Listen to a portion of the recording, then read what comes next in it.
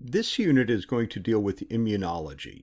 Immunology is an up-and-coming science that deals basically with antibodies and antigens and how we can recognize them. An antigen is any chemical that is recognized as non-self and that triggers an immune response in a mammalian system.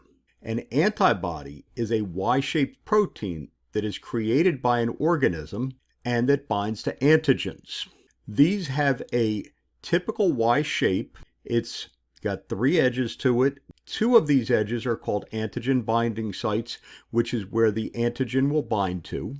These have lock and key specificity, meaning that they only work on one particular antigen, and therefore you have many different kinds of these in your system. They are all produced by B cells. And when we deal with them, nowadays we deal with something that are called monoclonals, and we'll get into that in a minute.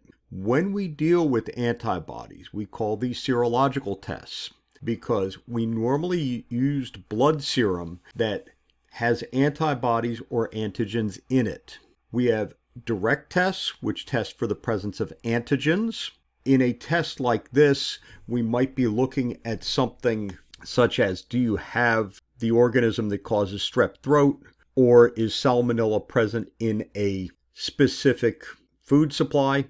We're testing for the presence of antigens. In indirect tests, we're testing for the presence of antibodies. Many times they ask you, have you had chickenpox, and how strong is your reaction to it? Because if you don't have a strong enough reaction, you're going to have to be revaccinated. You would do an indirect test to test for the presence of antibodies in your bloodstream to find out how many antibodies you have. We have qualitative tests. Qualitative test says it tests for the presence or absence. This is like a pregnancy test. It's a yes/no. Either you are or you're not. We also have quantitative tests. Tests for the amount. Again, if you go back to the chickenpox example, when you get tested, you are looking for how much do you have. Now, we start out over here with a 4-legged furry creature. The amount of antibodies that you needed determined the size of the 4-legged furry creature. In the past, they used to use some rather large ones. This got to be expensive because you had to have the organism in a sterile environment. Nowadays, the procedure has changed. What they do is they take the 4-legged furry creature, they inject it with antigen, its immune system reacts to that, and they are able to do a splenectomy and remove the cells that produce the antibodies. These then get fused with myeloma cells that are grown in a cell culture. We get something called a hybridoma. The hybridoma has the longevity of the myeloma cells, and it also has the ability to secrete the antibodies. These are then plated out so that we can determine exactly which one is producing the antibodies that we want. We can then take that particular material and we can grow that particular material in a cell culture. And now all day long we have a constant supply of new antibodies being created by these perpetual cells. We get quality control and we get much higher levels of production. Another test method we have is what we call a diffusion test. Now, we start out with an agarose material that is a very thin type agarose. It's 0.1 to 0.2%, which is much thinner than what you find in culture media. So it's kind of like a solidified water. We place the material that we are trying to test in these little wells that we have perforated in the agar. And what will happen is the material will diffuse out. When it comes in contact with a compatible material, you will get a line of precipitation forming, indicating the presence of the antigen and antibody for that particular test. When you look at this, you can see the 2 lines of precipitation in here as we are able to complete this test. Another type of test we have is called the ELISA test, or the enzyme-linked immunosorbent assay. Test is rather simple. We start out with a microtiter plate. We place into it our antibodies that are for the specific antigen that we are looking for. These will hook onto the bottom of the plate. We then rinse out any material that has not attached in. We add our sample. If the sample has the antigen present in it, the antigen will bind onto the antibodies. Again, we rinse.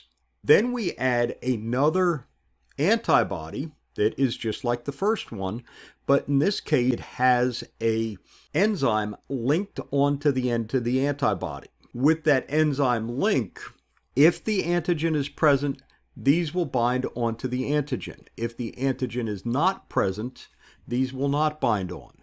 The amount of antigen present determines how many of these actually get bound.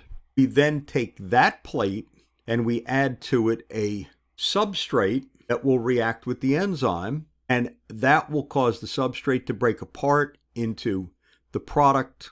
The product will give us a color development. The intensity of the color will depend on how much enzyme we have present in this.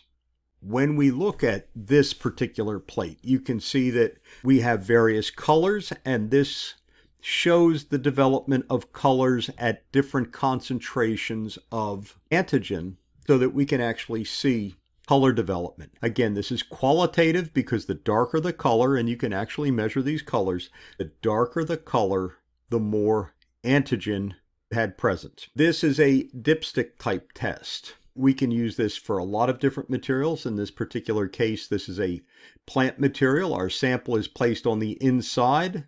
The sample is macerated, and that is going to release the contents of the cells. You take your dipstick and insert it in. The material is pulled up on the inside, and what you get is a result like this. The upper one has a single band, therefore the answer is no. The bottom one has a double band, therefore the answer is yes. This is the type of test that we have for things like strep pyogenes in the throat, as well as this particular one, which is looking for a pathogen in a plant sample. A pregnancy test works in the same manner. So when we look at immunological testing, there are a lot of different possibilities that we have, and they are all made possible by antibodies that are produced in mammalian systems that we can use to test for specific antigens.